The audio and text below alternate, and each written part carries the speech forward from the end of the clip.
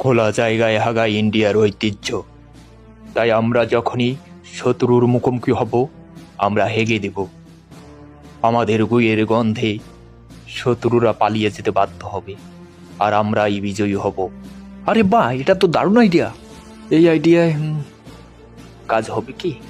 হবে, 100 বার হবে। কারণ আমরা যখন কতবার চীনের সাথে যুদ্ধ করছি, আমরাও হেগে দিয়েছি, আর আমাদের গুয়ের গন্ধে শত্রুরা ভেগে গিয়েছিল।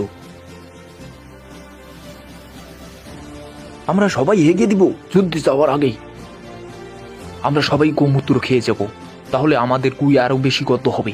আমরা সবাই গোমূত্র খাবো। এখন থেকে 3 বেলায় গোমূত্র খাবো।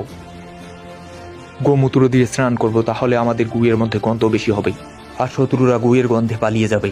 অস্ত্রের চেয়ে গুইয়ের শক্তি অনেক বেশি।